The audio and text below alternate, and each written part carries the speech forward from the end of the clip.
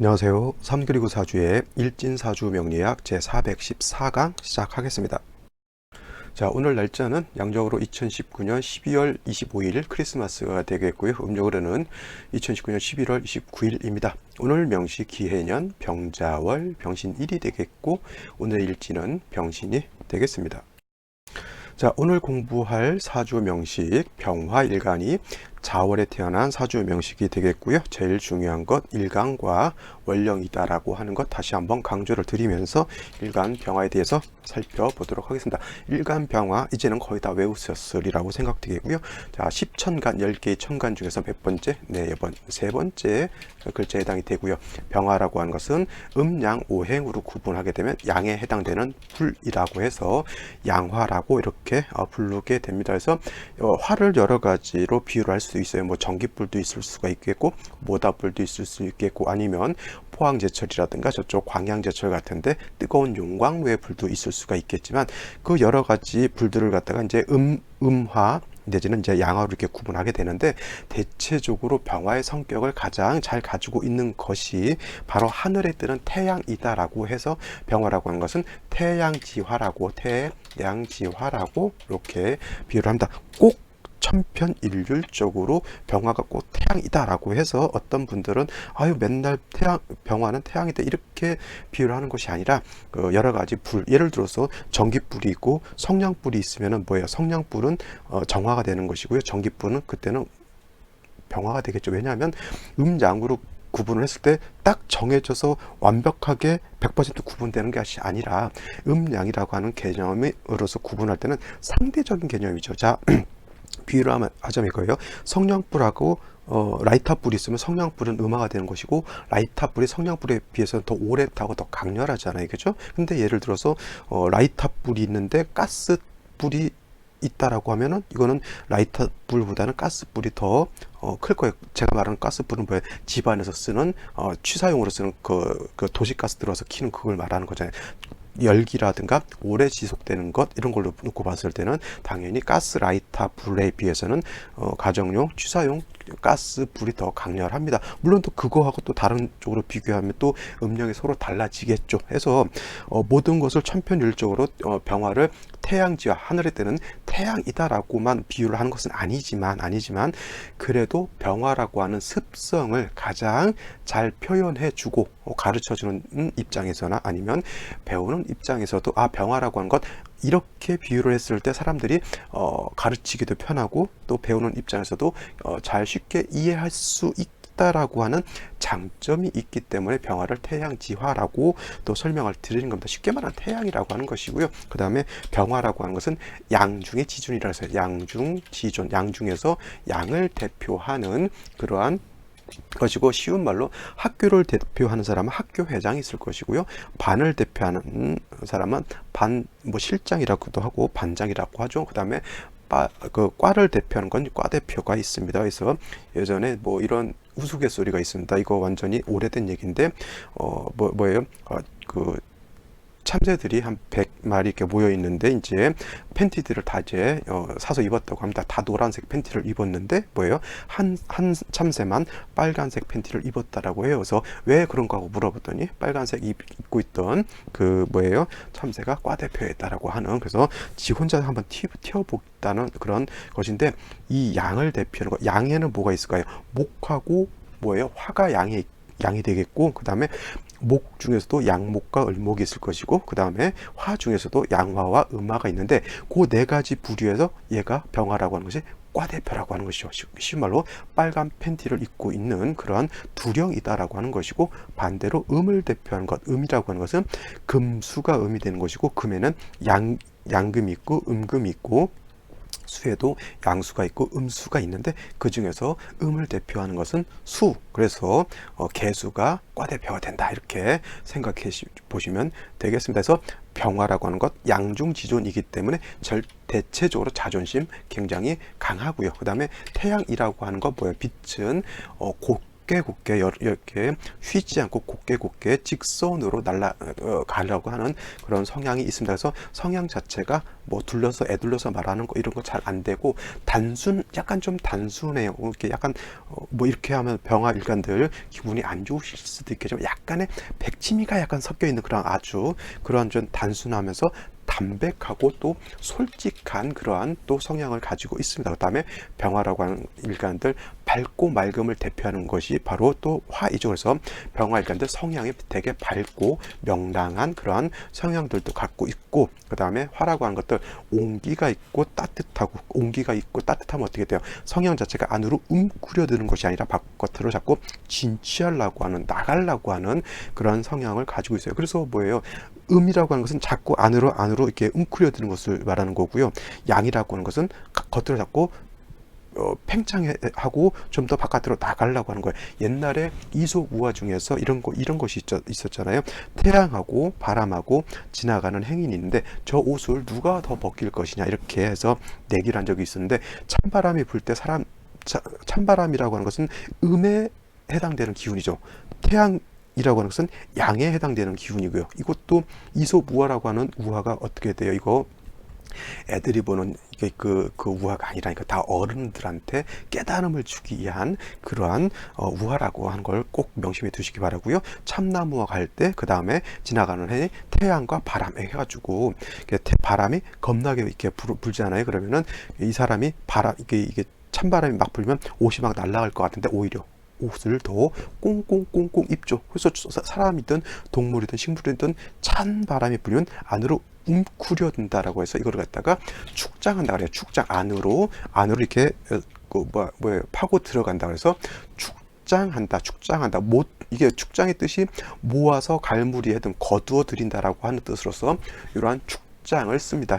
축자는 저축할 때 축자고요. 장자라고 하는 것은 감춘다고 하는 거죠. 저축해서 감춰두는 것이죠. 돈 같은 거를 돼지저금통에 넣는 것도 축장시켜 놓는 거고요. 그 다음에 은행에 넣는 것도 축장시키는 거죠. 날이 추우면 사람들도 동물들도 체온을 유지하기 위해서 따뜻한 옷으로 갈아입잖아요. 이것도 내 열기를 축장시키기 위해서 그런 거고요. 그래서 이솝우화에서 찬바람은 그 사람의 옷을 벗기는데 실패를 했습니다. 근데 태양이라고 하는 것 웃으면서 따뜻한 열기를 쫙 펴지니까 어떻게 돼요? 사람이 더우니까 옷을 홀라당 벗고 이렇게 가더라고 하는 아주 이게 음을 대표하는 태양과 그 다음에 아니죠, 양을 대표하는 태양과 음을 대표하는 개수 바람이 맞닥뜨려서 싸워서 양이 이겼다라고 하는 웃지 못할 그런 전설과 같은 그러한 이야기였습니다. 그래서 제가 말하고 싶은 거 아시겠죠? 병화라고 하는 것은 양을 대표하는 것이고, 양이라고 하는 것, 특히 화라고 하는 것은 온기에 따뜻한 열기를 가지고 있는 것이기 때문에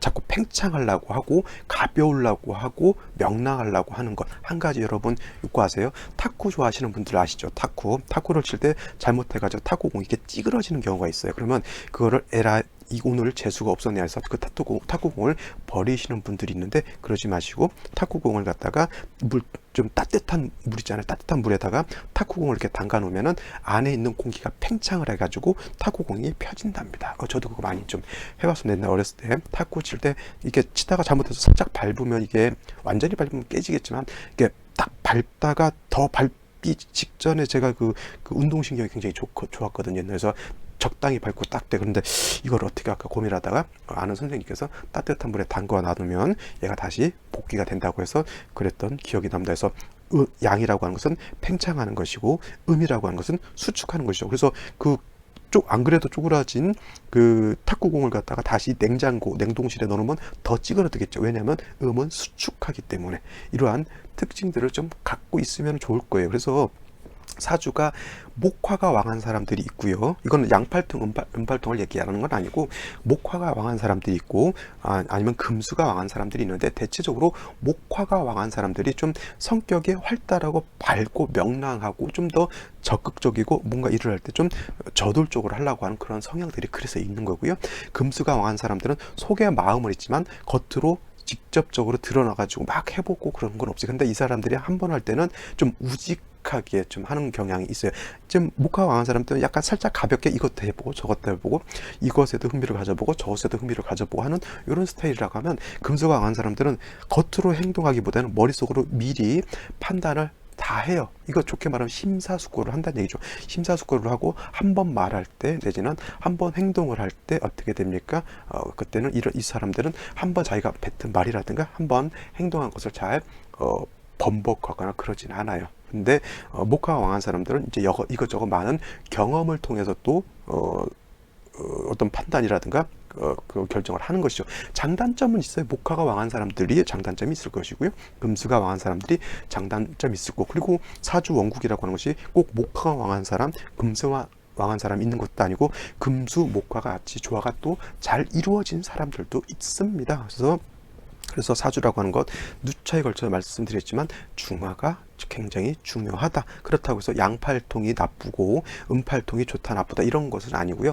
양팔통은 뭐 순양으로 되어 있지만 여기서 양팔통이라고 하는 게 목화로만 이루어져서 양팔통이라고 하는 게 아니라 글자가 양으로만 이루어진 거예요. 예를 들어서 천간에 양으로 된 건 뭐예요? 갑, 병, 무, 경, 임, 이게 다 양에 해당이 되는 거고요. 그 다음에 지지로는 자수도 양이에요. 이럴 때 볼 때는 자, 인, 진, 오, 신, 술 이렇게로만, 천간으로 양으로만, 지지로도 양으로만 이렇게 이루어진 경우가 있어요. 예를 들면 이런 거죠.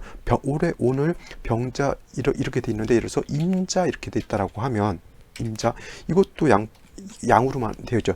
이때는 수를 생각하지 않아요. 그죠? 그 다음에 이것도 마찬가지로 임자가 된다. 이렇게 해도 순양이죠. 이렇게 돼도. 그 다음에 여기다 뭐 병인 이렇게 돼도 양이 되는 것이고, 그 다음에 여기가 말했던 시가 가보가 된다라고 해도 갑오도 양으로 되죠. 이것이 바로 양팔통으로 되는 그런 사주가 되는 겁니다. 되는 거. 근데 이거는 형식을 놓고 봤을 때 양팔통이라고 하는 것을 꼭 이렇게만 놓고 보시면 안 되고요. 그래서 저는 이 양팔통, 음팔통을 뭐 가르치긴 하지만은 결코 여기에 연연하지 말라고 말씀드려요. 이거는 뭐예요? 글자의 플러스 마이너스 음량으로 놓고 봤을 때 이건 양팔통이 맞지만, 또 목화금수라고 하는 음량으로 놓고 봤을 때 이건 이만큼은 수에 해당이 되고 이만큼은 양에 해당이 되는 거잖아요. 그러면 글자의 플러스 마이너스로만 놓고 봤을 때 양팔통이 해당이 된다 하더라도 목화금수로 놓고 봤을 때는 그래도 음량의 조화가 어느 정도 이루어진 거로 볼 수가 있겠죠. 이와 같으면 수가 왕한데 병화가 오인에 뿌리를 두고 있겠고 간목이 투출되어 있으면 용신은 바로 간목이 되겠죠. 왜냐하면 수화가 상징하는 것을 간목이 수생목, 목생화에서 통관시켜주는 그러한 용신으로 아마 작용할 것이고, 글자 자체가 양팔통이라고 해서 나쁘게 볼 것이 아니라 음양, 목화금수가 중화가 이루어져 있느냐 이것도 함께 봐야 된다라고 하는 것, 요거 굉장히 좀 중요한 포인트가 된다라고 볼 수가 있겠습니다. 자, 다음으로 월령 설명드리도록 하죠. 자, 병화일간이 태어난 월령 자월이라고 하는 그러한 계절이 된다라고 볼 수가 있겠습니다. 자, 일단 요 글자를 말씀드리는 거예요. 자월이라고 하는 글자인 건데, 자, 다시 한번 강조하지만 사주에는 4개의 기둥이죠. 연주 한 기둥, 월주 한 기둥, 일주 한 기둥, 시주 한 기둥에서 4개의 기둥. 그래서 연주라고 하는 거고요.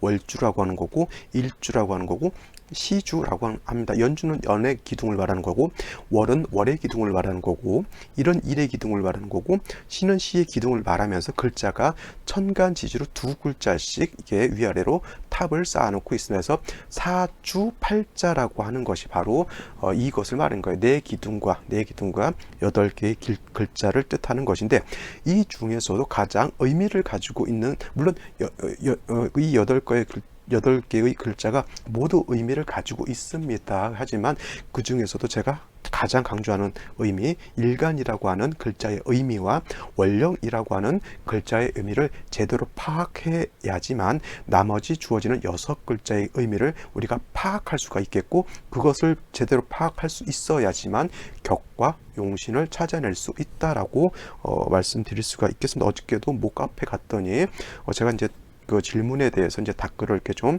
달았습니다. 그래서 마지막 5번째 질문이 뭐냐면 내 사주의 용신은 무엇이냐 이렇게 물어보는 데가 있어서 저는 기토일간이 토가 왕하고 금이 한두 점 정도 있었어요. 그래서 토일간이 왕하면 다른 것이 토가 왕하면 원래는 간목을 가지고 토로 소토를 해야 되는데 그 사주는 목이 없었거든요. 그러면 어떻게 돼요? 부득이 왕한 토의 기운을 금으로서 설기시켜주는 그런 것으로서 이제 취용해야 되기 때문에 제가 금을 용신으로 써야 된다라고 했는데 어떤 분은 또 댓글에다가 이제 본인 댓글 단 거니까 내가 뭐 그 사람이 어떤 댓글을 다는지 뭐 내가 뭐 관여할 문제는 아니지만 역시나 이렇게 써놨더군요. 아직도 구태의연하게 용신을 찾고 있냐고. 그 사주 그렇게 보는 것이 아니다 이렇게 말씀하시는 분이 있었기 때문에 저도 이분은 나름대로 자기 어떤 소신과 어떤 학문적인 이론을 배경을 가지고 이렇게 설명하시는 갑다라고 말씀을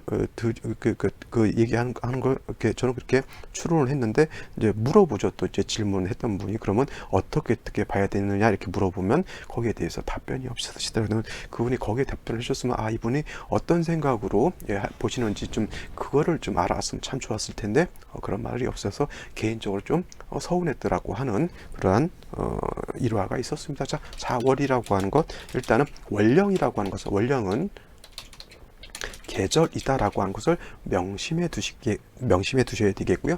월령이라고 하는 계절에는 왕쇠의 개념과 한열의 개념을 가지고 있다라고 하는 것 다시 한번 강조를 드립니다. 왕쇠라고 하는 것은 좀 더 길게 늘려서 말하면 왕상휴 휴수사라고 하는 것이고요. 그 다음에 한열이라고 하는 것은 한난 조습이라고 하는 것을 말하는 겁니다. 그래서 왕상휴수사라고 하는 것은 12운성 포태법을 배울 때 이 단어는 아마 많이 들어봤을 거예요. 왕이라고 하는 것, 이 왕이라고 하는 글자는 그 오행이 어느 포태법 어느 위치에 가게 되면 가장 왕한 것이고요. 상이라고 하는 것은 가장 왕할 때는 아니지만 그래도 적당히 왕할 때를 뜻하는 거예요. 대개 장생철을 상 정도로 보게 되겠고 제왕지라든가 포태법으로 제왕지라든가 인관지 정도는 왕지로 보게 되고 상은 뭐 대체적으로 장생지, 그 다음에 휴수하다라고 하는 것은 뭐예요? 절태지 정도, 양지, 절태 양지 정도 생각하면 되겠고 사지는 뭐예요? 병사 묘지 정도 이렇게 보면 되는데 그냥 크게 이렇게 왕상휴수사를 그냥 단순하게 두 자로 표현하게 되면 바로 이렇게 그냥 왕쇠다, 왕하냐 약하냐를 놓고 보는 거고, 이 왕쇠를 볼 때는 비단 월령을 기준으로 해서 일간만 놓고 보는 것이 아니라 모든 오행을 그러니까 월지를 기준으로 해서 오행의 왕상휴수사를 다 비교 분석해봐야 된다라고 하는 것도 꼭 머릿속에 염두에 해두시고, 그 다음에 월령 안에는 한난조습, 이 한열을 좀 더 드리면 한난조습이라고 표현을 해요. 그래서 한이라고 하는 글자, 이거 찰한자예요. 한자로는 차갑다라고 하는 뜻인데 여러분 이거 그냥 우리 목욕탕이라든가 사우나 갔을 때 냉탕 들어가면 시원하다 이 정도가 아니라 저기 남극 같은데, 남극 세종기지 같은 데 있잖아요. 제가 누차의 것을 오줌 누면은 바로 얼어버리는 그 정도. 이게 진짜 방한복 없이는 단 1초도 견딜기 어려운 그 정도의 차가운 거를 말하는 것이지 그냥 시원하다 이 정도 가지고는 차갑다라고 보지 않는 거예요. 그 다음에 난이라고 하는 것은 그러니까 뭐 어디 가서 한 20도, 30도, 40도 온탕 들어서 좋다 이 정도가 아니라 이거는 뭐예요? 70도, 80도 되는 아주 고온의 어떤 정도의 온도를 말하는 거다 이렇게 생각하셔야지 한난의 개념을 여러분들 이해하시기가 좋겠고요. 그러니까 기후로 봤을 때는 남극이라든가 북극 같은 개념이 차가울 한의 개념인 것이고, 난의 개념은 적도 지방 같은 데 있잖아요. 진짜 바싹바싹 마르고 내지는 너무너무 뜨거운 그러한 사람이 살기가 너무 이렇게 자연적으로 어려운 그런 상황을 난하다라고 표현하는 것입니다. 그 다음에 조라고 하는 것은 말을 조자에 그야말로 바싹바싹 말라 있는 것이죠. 예를 들면은 사하라 사막 같이 물기가 없으면 모든 생물체가 바위도 풍화작용을 겪어가지고 다 모래가 돼버릴 것이고요. 그 다음에 저기 꼭 뜨거워야지만 사막이 되는 것이 아니고 차가워도 사막은 될 수가 있어요. 왜냐하면 사막이 된다라고 하는 것은 물기가 없으니까 사막이 되는 것이기 때문에 뜨거워도 마를 수가 있겠고요. 차가워도 마를 수가 있어요. 그래서 저쪽 고비 사막 같은 데는 날씨가 그렇게 뜨겁지 않아요. 대개 10도 이하 영하로도 내려가는 경우가 가끔 있다고는 하지만 그런 데는 차가우면서도 건조한 거고요. 또 반대로 뜨거우면서 습할 수도 있어요. 고온 다습이라고 하죠. 그래서 고온 다습이라고 하는 것은 열대 우림 같은 데가 고온 다습한 그런 상황인 것이고요. 그 다음에 고온하면서 고온 건조한 것이죠. 어떤 분들이 이게 여름 같은 때 제 친구들하고 군대 있을 때 친구하고 군대 있잖아요. 군대 있을 때 그 뜨거운 여름에 하이바를 써야 되잖아요. 안전모를 그 철모를. 그러면 이 머릿속 상태가 어떻게 되냐면 고온 다습해져요. 왜냐하면 너무 뜨거운 데다 헬멧 그 뜨거운 철모에 열받잖아요. 그리고 이걸 쓰고 있으면은 머리에서 그 물이 줄줄줄줄 흘러요. 그게 상황이 어떤 상황이에요?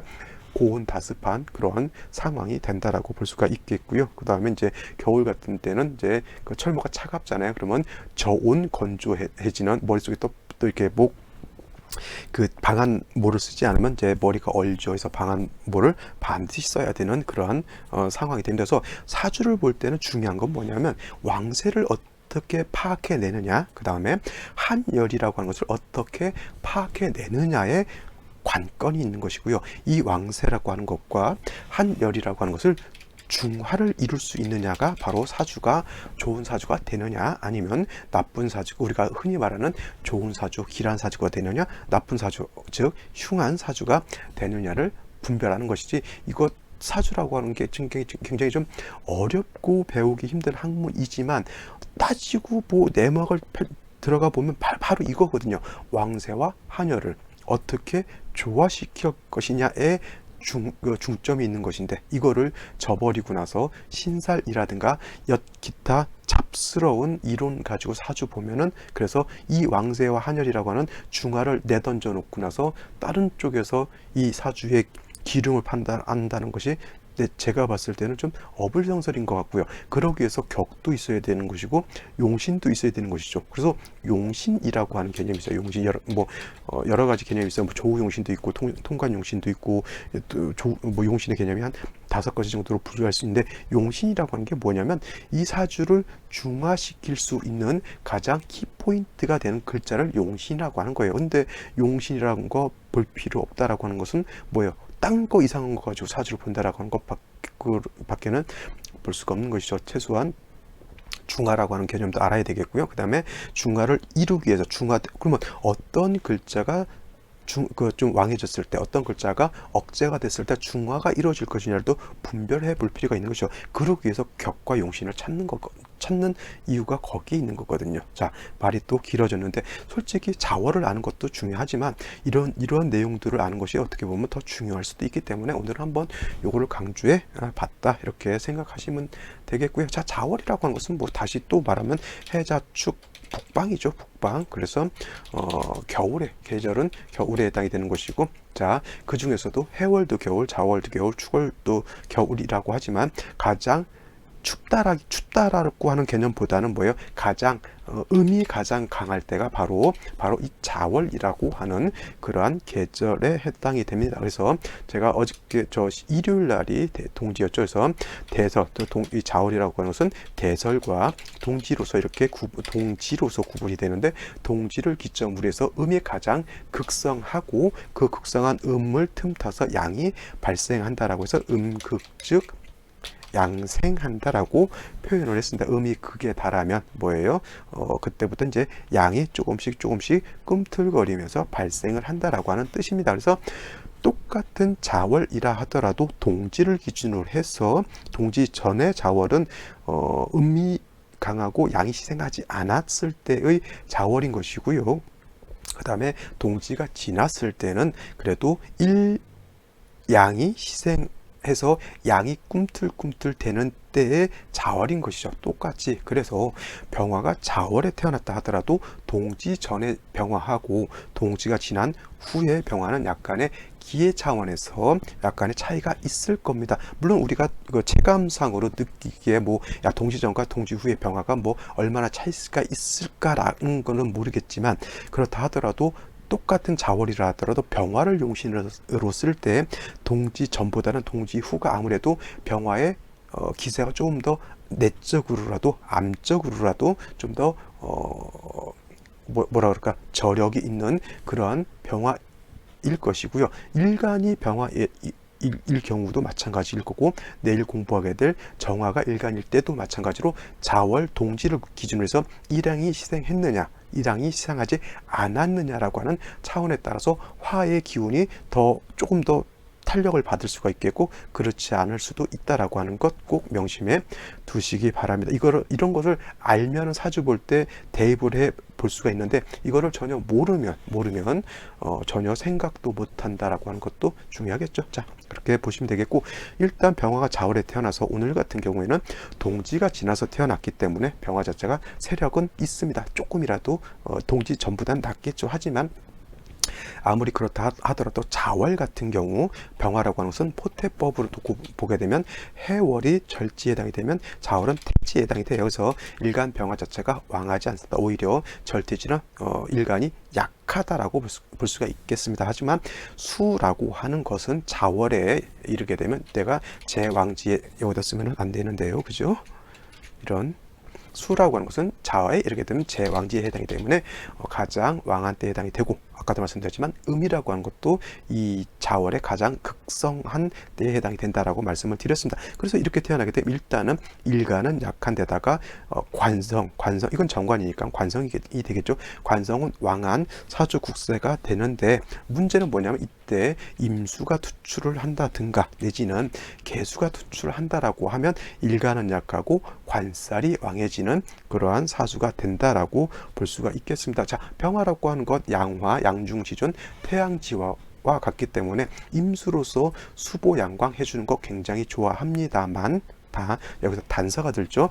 그러나 아무리 병화가 양중지존인 태양지화라 하더라도 일간이 너무 약한 경우에 그렇게 관살, 칠살 임수가 투출하게 되면 이때는 뭐냐면 저 칠살이 병화를 파극할 수밖에 없다라고 볼 수가 있겠죠. 이런 경우에는 병화 일간이 그야말로 아주 작은 불꽃, 불씨에 해당이 되는데 먹구름이 끼거나 아니면 물이 와서 불을 끄는 그러한 형상으로 이렇게 비유를 하면 될 겁니다. 그래서 이런 경우 자월에 태어났을 때 병화 일간이 자월에 태어났을 때 가장 먼저 무엇을 찾아봐야 되냐면 인성인 목이 있느냐를 먼저 찾아보는 것이 가장 중요한 포인트가 된다라고 볼 수가 있겠습니다. 선생님, 목이라고 했는데 왜 간목을 쓰셨을까요?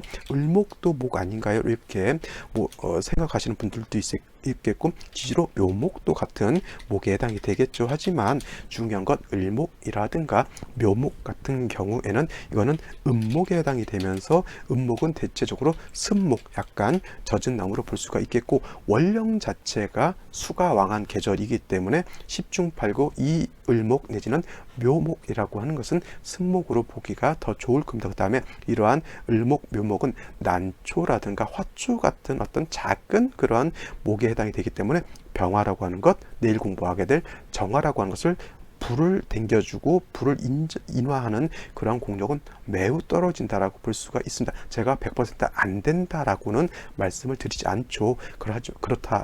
그렇지만 을목, 묘목에 비해서 간목 내지는 지지로 인목 같은 것이 있어 주어야지만 이것은 양목으로서 대림 큰 나무와 같잖아요. 그래서 등이 병화를 생주해 줄 수 있다. 그래서 임수가 투출하더라도 임수 칠살이 인성을 생겨주게 되겠고, 그 다음에 이 인성인 간목은 병화를 생주해 줘서 살인상생해 주는 내지는 개수가 투출했다 하더라도 관인상생해 주는 그러한 사주 국세가 될 수 있다라고 볼 수가 있겠는데, 가끔 이런 경우가 있어요. 자월에 임수가 투출하게 되면 이거는 살이 너무 왕해요. 그래서 이런 경우 무토로서 임수를 제하는 경우도 있을 거예요. 그러면 식신 가지고 아까는 인성으로서 관인상생, 살인상생 해주는 국세였다라고 하면, 이거 같은 경우는 식신으로서 관살을 제하는 식신제살이 되는 거예요. 신제살, 그죠? 이런 국세가 되는 것인데, 이런 경우에 자, 병화가 이렇게만 놓고 봤을 때 뿌리가 하나도 없잖아요. 그래서 이런 경우에는 반드시 병화가 지지로 5화라든가 내지는 4화, 최소한 인목 같은 거 써드릴까요? 5화 내지는 4화, 최소한 인목이라고 하는 것이라도 있어서 병화의 뿌리가 되지 않는다라고 하면 이거는 식신재살이 되는 것이 아니라 오히려 극설교집이 될 수 있다라고 하는 국세가 된다. 극설교집이라고 하는 것은 원래 식신이라든가 상관 같은 경우로서 관세를 제해야 되는데 일간이 뿌리가 없다라고 하면 이 식신 상관도 내가 이 능력이 있어야 내가 다스리는 거잖아요. 쉬운 말로 군대에 있으면 내 부하 같은 경우가 내 식신상관이잖아요. 그 다음에 저 칠살이라고 하는 것은 적군과 같아요. 나를 공격하는. 그래서 내 부하들을 데리고 나서 적군하고 싸워야 되는데 내가 뿌리가 없으면 내가 힘이 하나도 없어요. 그러면 부하들한테 돌격 앞으로 했는데 부하들이 내 말 들어야 안 들어요. 너나 앞으로 하고 다 도망갑니다. 그죠? 그 다음에 적군은 계속 나한테 공격하러 들어오죠. 이게 바로 극설교집인 거예요. 식상도 내가 감당을 못하죠. 들어오는 적군도 내가 막을 수가 없는 거예요. 근데 내가 일간이 뿌리가 있고 부대장으로서 내가 통솔력과 카리스마와 그 다음에 내 부하들을 진짜 전회로서 잘 다스리는 수 있는 능력이 있다라고 하면 그 부하들이 그죠? 상관으로서 목숨 걸고 같이 싸우고자 할 겁니다. 이거는 뭐 군대 갔다 오신 분들은 잘 알 거예요. 고참이랍시고 괜히 갑질하는 고참이 있는가 하면 어떤 고참은 진짜 물론 이제 엄격하고 군대니까 뭐 위계 체제가 엄격할 수밖에 없겠지만 그래도 부하 사랑하는 마음 훈련할 때는 빡시게 한다 하더라도 쉴 때는 진짜 같이 설거지도 해주고 같이 맛있는 것도 해서 먹고 막 옛날 얘기 해가면서 노래도 하면서 그러면 놀 때는 또 재미나게 놀고 전투할 때는 또 신나게 전투하고 이런 카리스마가 있는 대장이라든가 상관 같으면 목숨 걸고 싸우죠. 근데 맨날 그 부하 애들 월급날 삥이나 뜯고 있고 인신 공격이나 하고 있고 밤에 불러서 딴따라나 부르고 있고 이렇게 하면 누가 그거라고 따르겠냐고요. 이거는 비단 군대뿐만 아니라 회사에서도 마찬가지죠. 회사에서도 직장 상사가 진짜 능력도 되고 부하 직원 이런 배우죠. 부하 직원 일을 뭐 다 해놨는데 자기가 싹 가로채서 이런 사람들도 있고 그러면 진짜 먹고 살라고 거기 붙어 있지 그 상관 보면 당장이라도 때려치고 싶죠. 그런 거예요. 그런 거 진짜 결정적인 순간에는 이 부하 직원들이 그 상사를 도와주지 않는다는 얘기예요. 그게 바로 극설교집하게 되면 바로 그와 같은 성격이 나타난다라고 볼 수가 있는 겁니다. 그래서 식신제사, 상관제사를 할 때는 반드시 별표하고 적어놓으세요. 일간이 뿌리가 있어야 된다. 일간이 지지로 녹이라든가 장생 같은데 뿌리가 있어야지만 제사를 할 수 있다라고 하는 것이 굉장히 중요한 포인트가 되겠습니다. 자, 여기까지 설명을 드리고요. 오늘의 명시, 그 다음에 생시 알아보도록 하겠습니다. 자, 오늘의 명식 살펴보도록 하겠습니다. 자, 여기는 정리를 했을 것이라 생각을 하고요. 병화가 자월에 태어난 사주 명식. 자, 격을 또 어떤 사람들은 격용신 필요 없다 하더라도 저한테 배우신 분들은 격용신을 꼭 한 번씩 살펴보기 바랍니다. 자, 병화일간이라고 하는 것이 자, 자수 음수를 갖죠. 물론 자라고 하는 것은 처음에 나오는 글자이기 때문에 양에 해당이 된다 하더라도 이것은 뭐예요? 이 자 안에는 본기가 뭐예요? 임수 그 다음에 개수가 들어있기 때문에 본기가 음을 갖고 있기 때문에 이거는 실질적으로는 음으로 보는 거예요. 그래서 원래는 자라고 하는 글자 자체는 형식 자체는 양이라 하더라도 그 실질의 내막은 음을 갖고 있기 때문에 명리학에 서만큼은 얘를 음수로 보기 때문에 병화가 음수, 정관을 본 거하고 똑같습니다. 이거를 정관격이라고 그래서 말하는 겁니다. 정관격인 사람들 성격 정확하고 정직하고 꼼꼼하고 세심하다라고 볼 수가 있겠고 교과서적입니다. 이런 사람들은 조금이라도 흐트러진 것을 좋아하지 않고요. 말을 할 때나 행동을 할 때 굉장히 엄격하게 자기 자신을 통제하는 그런 사람에 해당이 됩니다. 조금이라도 흐트러진 것 별로 안 좋아하고요. 하다못해 집에 가면은 모든 것이 정리정돈이 깔끔하게 되어 있는 사람, 이런 사람들은 조금이라도 좀 털털한 사람, 약간 그냥 이래도 좋고 저래도 좋고 한 사람 별로 좋아하지 않아요. 그리고 이 정관격인 사람들이 그래서 대체적으로 공직 같은 계통이라든가 선생님 같은 거 하면 굉장히 꼼꼼하게 잘할 거예요. 그 다음에 업무 파트라고 들어가더라도 대체적으로 관리 계통, 인사 계통 이런 쪽 하게 되면 굉장한 탁월한 이러한 것을 나타낼 수가 있는데, 이런 정관격인 사람들이 영업을 뛴다거나 하게 되면은 많이 좀 힘들죠. 이런 사람들 거짓말을 못하는 사람들이에요. 근데 영업을 뛰는 사람들은 남들한테 살랑살랑 딸랑딸랑도 잘해야 되고, 사람들 비유도 잘 맞춰주고 줘야 되고, 제 사람 봤을 때 아닌데, 그죠? 별로 이게 아닌데 그래도 좋다라고 하는 이렇게 표현을 해줘야지 영업이 성공하잖아요. 병화 일간 자체가, 성격 자체가 직선적인 성격이란 말이죠. 솔직담백하고 마음속에 이런 것을 뭐 거짓된 표현하는 걸 별로 좋아하지 않는 그런 성격인데, 거기다 대고 정관격이면 이 사람 너무 고지식한 사람이기 때문에 거짓말 같은 걸 안 되니까, 영업 파트라든가 그 다음에 뭐예요? 뭐 주식 투자 이런 거 시키면 어떻게 돼요? 간이 콩당콩당콩당 뛰기 때문에, 그죠? 안 돼요. 원래 주식이라든가 영업 같은 사람들은 간이 막 간쓸개가 막 배 밖으로 튀어나오는 이런 좀 간담이 좀 이렇게 좀 큰 사람들이 해야지 맞지, 정관격인 사람들은 좀 그런 쪽에는 맞지 않는다. 하지만 엄청나게 꼼꼼하고 교과서적이기 때문에 이런 사람들한테는 좀 뭔가를 믿고 맡기는 것을 해도 괜찮은 그런 사람들이고, 이런 사람들이 되게 똑똑합니다. 왜냐하면 1+1은 반드시 1이 나와야 되는 그런 사람들인데, 오히려 또 이런 사람들이 사기를 안 당할 것 같은데, 오히려 또 정관격인 사람들이 대체적으로 사기를 또 많이 당하는 경우도 있어요. 그거는 왜 그런지는 한번 여러분들이 한번 궁통을 한번 해보시길 바랍니다. 이렇게 정확하고 꼼꼼한 사람이 사기를 의외로 잘 당해요. 그거 한번 공유해 보시기 바라고요. 자, 격으로 놓고 봤을 때 이런 정관격에 해당이 된다라고 볼 수가 있겠고, 일단 아까 포대법으로 놓고 봤을 때 자월은 화는 약하고 수는 왕하기 때문에 기본적으로 뭐예요? 신약, 관, 왕한 그런 사주가 되겠고, 여기서 신약, 관, 왕이라고 하는 것은 신자는 몸신자 일간을 뜻하는 것이고요, 관자는 정관을 뜻해요. 개수, 자중에 있는 개수가 정관이기 때문에 말씀드렸지만 임수는 쓰지 않는다라고 말씀을 드렸기 때문에 얘를 가지고 신경 쓸 필요는 없고요. 만약에 임수가 투출되었다라고 하면 이건 정관격으로 보지 마시고 그냥 칠살격으로 놓고 보는데, 선생님 그럼 이거 임수를 쓰는 거 아니냐고 이렇게 볼 수도 있는데, 이거는 일간이 약한 중에 정관이라 하더라도 이 정관은 일간을 구속하는 것이 심해요. 왜냐하면 일간이 약하기 때문에. 거기다 대고 개수 한 점 투출했다, 임수 한 점 투출했다, 이렇게 됐을 때는 그냥 통칭해서 얘 포함 통칭해서 그냥 칠살로 논하기 때문에 칠살격으로 봐도 되고요. 더 중요한 것, 신약 관왕이 아니라 신약 살왕 내지는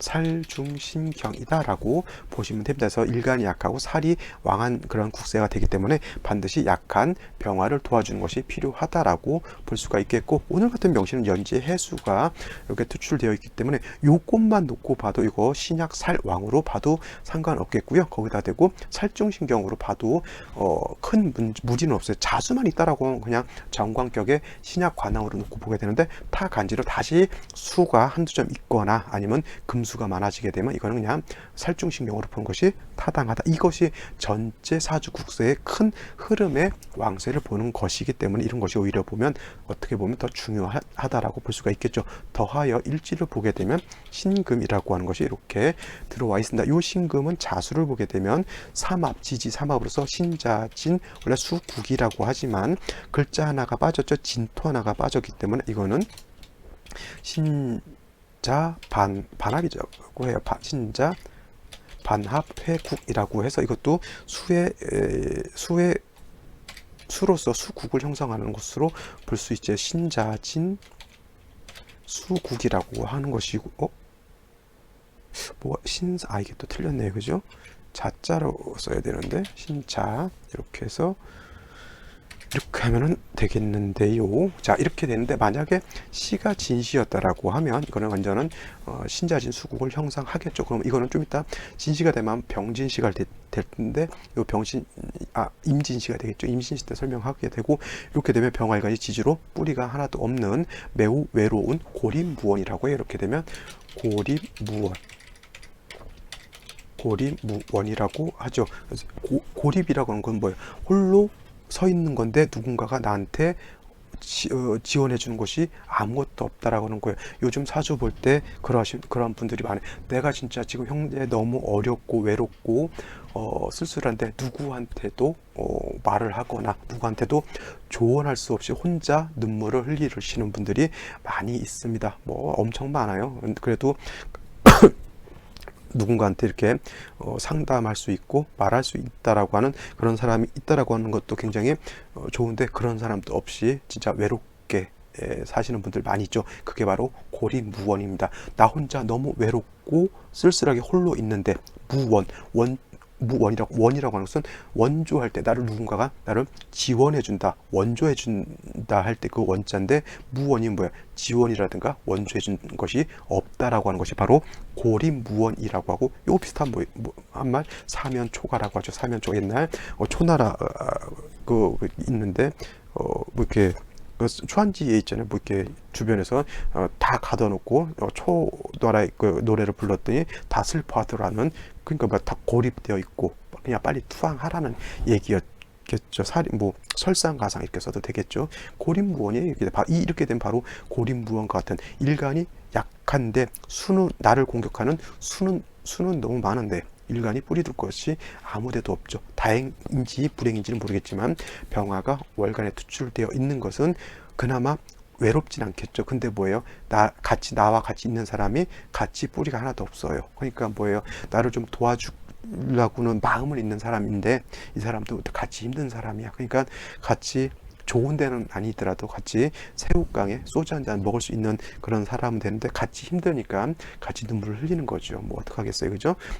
연간에 기토 이렇게 투출되어 있는데, 이 기토 좋은 역할일까요? 나쁜 역할일까요? 자, 일간 병화, 월간 병화가 있는데, 기토라고 하는 것은 아무리 뿌리가 없다 하더라도 병화의 기운을 설기시켜주는 그러한 역할밖에 하지 않죠. 안 그래도 힘들어 죽겠는데 동생이 나 여기 어디 가야 되는데 10,000원만 달라고 하면, 내가 12,000원 밖에 없는데 10,000원 달라고 하니까 10,000원 줘야죠. 그러겠어요. 그리고 깡소주, 요즘 소주도 한 병 1,600원 정도 하더라고요. 그러면 깡소주 먹어야 되는 거예요. 인생이 막 고달퍼지는 겁니다.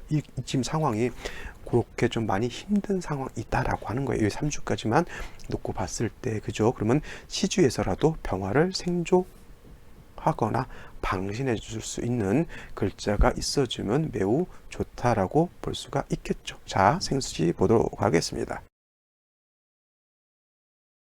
자, 생시 간단히 보도록 하겠습니다. 생시 제일 먼저 무자시를 봐야 되겠죠. 무자시가 된다라고 하면, 물론 신자 합을 되어 있기 때문에 굳이 또 신자 합을 논할 필요는 없지만, 중요한 건 뭐야? 지지를 완전 수국을 이루었다라고 하는 것이고요. 자, 천간에 있는 것들도 모두 뿌리가 없습니다. 여기서 어떤 분들 또 신중에 있는 무토, 해중에 있는 무토가 있으니까 기토, 무토는 뿌리가 있다 이렇게 생각하지 마시고, 절대 신중에 있는 무토, 해중에 있는 무토는 불용 쓰지 않는다라고 보시면 되겠고, 일간 병화도 고립무원, 월간 병화도 고립무원, 완전 뿌리가 없습니다. 무토, 기토도 뿌리가 없죠. 이렇게 되면 뭡니까? 이게 진짜 이게 뭐라고 설명드리기가 좀 어려운 상황이죠. 이 무토가 그럼 좋은 역할을, 술을 제할 수 있는 역할을 못 제합니다. 무토도 뿌리가 없어요. 근데 있음으로 인해서 병화는 회강시키는, 조금이라도 회강을 시키겠죠. 그러니까 병화일간이 이것도 아니고 저것도 아니 완전히 벙 떠있는 그러한 상황밖에 되지 않는 그러한 매우 안타까운 현실로 밖에 보일 수가 없겠죠. 자, 이게 무술시가 되면은 더 안 좋아지는 게 뭐냐면, 이렇게 되면 술에 간신히 병화가 뿌리는 둘 수 있다 하더라도, 이건 더 나쁜 게 뭐냐면, 이 무토가 세력을 얻어요. 술에 뿌리를 얻죠. 그러면 이 병화 두 개가 술의 뿌리를 얻어봤자, 통근해봤자 크게 통근이 되지 않아요. 그냥 간신히 벼랑 끝에 발 살짝 디디고 있는 그 정도밖에 안 되는데, 무토가 있게 되면 빛을 다 가려버린다는 얘기죠. 이게 바로 극설교집이 되는 거예요. 지지로 수국에다가 무토 투출되어 있으면 수는 병화를 극하려고 하는 것이고요. 무토는 병화를 설기시켜서 병화의 빛을 가리는 거잖아요. 그래서 이거를 그냥 극설교집으로 봐도 나쁘지 않다, 이렇게 보시면 되겠습니다. 이 사주를 행여라도 또 어떤 분들 어디서 돈 주고 무자시, 무술시, 기해시, 기축시, 임진시 이런 식으로 폐기를 받으면 큰일 나는 거죠. 자, 기축시도 마찬가지예요. 기축시도 이것도 뭐예요? 극설기집죠. 이거 병활간이 뿌리가 하나도 없는데 토만 있으니까 회강시킬 뿐이고, 토는 수를 보게 되면 이 기토는 그나마 수도 제할 수가 없어요. 오히려 물만 더 탁하게 만드니까 사주 전체가 탁해지는 그러한 것밖에 되지 않겠죠. 자, 한 가지 봐야 될 생시, 경인시가 된다라고 하면 요거 인신충이 되는 것으로 볼 수가 있겠는데, 일단은 충은 되지 않습니다. 만약에 자수하고 신금하고 먼저 신자합을 하고 있기 때문에 이거는 충중봉합이 되는 것으로 볼 수 있어요. 충중봉합 이렇게 되는 것으로 볼 수가 있는데, 예를 들어서 뭐 대운이라든가 세운 같은 데서 다시 신금이 온다거나 다시 오화운이 온다거나 이렇게 인목운이 온다라고 하면 저 합이 풀릴 때는 다시 충이 될 수 있는 환경은 언제든지 조성이 될 수 있다는 얘기죠. 그래서 이렇게 원국 자체에서는 충이 되지 않는다 하더라도 대세운에서 충이 될 수 있어요. 그때는 좀 약간 환경적으로, 가정적으로 복잡다단한 그러한 현상은 나타날 수가 있겠죠. 하지만 원국 자체에서는 충이 되지 않았기 때문에 병화가 인의 뿌리를 둘 수가 있겠고, 인중 간목 가지고 병화를 생조해 줄 수도 있다. 단 경금은 수를 생해주는 역할을 하기 때문에 결코 뭐 좋은 역할은 되지 않는다라고 이렇게 보시면 되겠고요. 임진시 하나만 더 보면 되겠네요. 그죠? 임진시가 되면 그야말로 이제 이건 신자진 수국을 다 짜는 거예요. 신자진 수국. 대체적으로 되게 양간이 됐든 음간이 됐든 지지로 완전한 삼합을 이루고, 다 이거 적을까요? 지지로 완전한 삼합 또는 방합을 이루고 그 원신이 투출하게 되면 대체로 한다라고 정리를 해두시면 되겠습니다. 자, 이거는 뭔 말이냐면은 이거 완전히 지지로 특히나 자월의 신자진 수국이면 수가 굉장히 왕하다라고 하는 뜻이고요. 연지에도 해수가 있으면 이건 완전히 쉬운 말로 이제 물바다죠. 그죠? 근데 임수가 투출했다라고 하는 것은 이 신자진 수국을 형성하게 되면 원신은 양수인 임수가 되는데, 이렇게 투출하게 되면 이거는 대체적으로 이제 종격을 이룰 수밖에 없고, 병화일간이 수로 종하는 거니까 이거는 기명종살격이 될 거예요. 기명종살격. 단 이게 종살된다라고 하면 당연히 파격이죠. 격을 파했다. 파격이 된다. 왜냐하면 이 병화가 있기도 하고 기토도 있기 때문에 수로 종했을 때는 화가 있거나 금이 있거나 토가 있어. 금은 상관이 없어요. 화가 있거나 토가 있으면 파격인데, 특히나 병화가 있어요. 병화가 있으면 이거를 이제 보는 이제 학자, 뭐 술사에 따라서 종격으로 볼 수도 있겠고, 아니면 내격으로도 볼 수가 있겠는데, 종격으로 본다 하더라도 크게 문제될 바는 아니지만, 저 같은 경우는 그래도 이거는 병화가 있기 때문에 그냥 내격으로 봅니다. 내격으로서 그냥 이런 경우는 종살하지 않고 내격으로 봐서 그냥 목화운으로 가야지만 좋아질 수 있다, 이렇게 볼 수가 있겠죠. 만약에 이것이 종격이 됐을 때는 이 대운때가 굉장히 좋을 거예요. 이 대운때도 나쁘지 않죠. 수로 종했을 때 모군이 오는 것은 나쁘지 않아요. 특히나 기토 같은 경우를 제해버릴 수가 있겠고, 그 다음에 임수 개수가 오게 되면 요 병화를 종격이었을 때 말하는 거예요. 지금 병화를 제해버리기 때문에 이때는 나쁘지 않는데, 천간으로 오는 모군은 나쁘겠죠. 왜냐하면 천간으로 오는 모군 병화를 생조해주기 때문에 역신이 살아나는 거하고 똑같죠. 그래서 천간으로는 차라리 수가 오는 게 좋겠고, 지지로는 목이 와도 큰 해는 없어요. 왕수의 기운을 설기순세 시켜주는 것으로 볼 수가 있기 때문에. 그래서 종격 보는 것이 좀 난해하긴 한다 하더라도, 제가 말씀드렸지만 격은 대체적으로 십정격이 거의 한 7-80% 카바를 거의 합니다. 그러니까 일단 초학이신 분들은 십정격 위주로 공부하시는 것이 좋다, 이렇게 말씀을 드릴 수가 있겠습니다. 자, 오늘은 여기까지 설명드리고요. 저는 내일 또 찾아뵙도록 하겠습니다. 감사합니다.